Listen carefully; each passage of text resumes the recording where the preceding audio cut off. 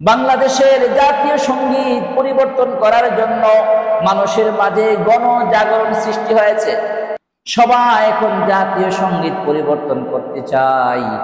কারণ হলো এই জাতীয় সঙ্গীত বাংলাদেশের কোনো কবির লেখা না। রবীন্দ্রনাথ ঠাকুর, আমার একটা জিনিস বুঝে আসে না, আপনারা হিস্টোরি জানেন। রবীন্দ্রনাথ ঠাকুরের জন্ম হলো 1861 সালে, রবীন্দ্রনাথ ঠাকুরের মৃত্যু হলো 1941 সালে, আর বাংলাদেশের জন্ম হলো 71 সালে।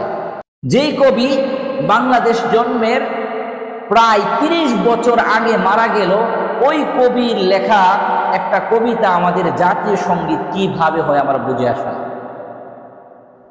তাহলে এই জাতীয় সঙ্গীত সুনিশ্চিতভাবেই বাংলাদেশকে নিয়ে লিখে নাই। ইয়াং জেনারেশন যে সমস্ত ভাইয়ারা তোমরা আছো, তোমরা যদি উইকিপিডিয়ায় গিয়ে সার্চ করো আমাদের জাতীয় সঙ্গীত নিয়ে, ওখানে দেখতে পাবা যে জাতীয় সঙ্গীত বর্তমান যেটা আছে এটা মূলত 25 লাইনের। ওখান থেকে কাটছাট করে অল্প একটু জাতীয় সঙ্গীত হিসাবে আমাদের জন্য আনা হয়েছে। এটা হিন্দুদের গুরু মা দুর্গাকে নিয়ে লেখা একটা কবিতা, যেখানে মা দুর্গার কথাগুলো আছে, এই লাইনগুলো বাদ দেওয়া হয়েছে আর কিছু কিছু রেখে দেওয়া হয়েছে।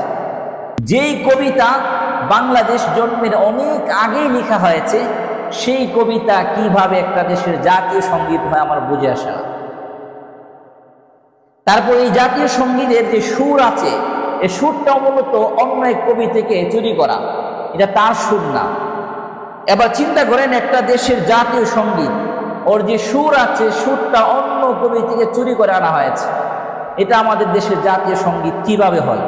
এই জাতীয় সঙ্গীত পরিবর্তন করার কথা বললে অনেক সুশীলদের মন খারাপ, তারা চায় না। কেন? ওরা হলো ইন্ডিয়ার দোসর। এই কথাগুলো বলতে কষ্ট হয়, তারপরে বলতে হয় ইন্ডিয়ার দোসর। কারণ এই জাতীয় সঙ্গীতে শিরিকে ভরপুর, মুসলমান দেশে চালিয়ে দিতে পারলেই তো লাভ, ইমান হরণ করা যাবে।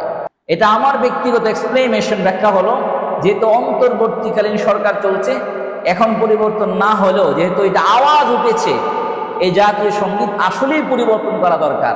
আমরা ভিনদেশি কোনো কবির অন্যের সুর চুরি করা কোনো জাতীয় সঙ্গীত শুনতে চাই না।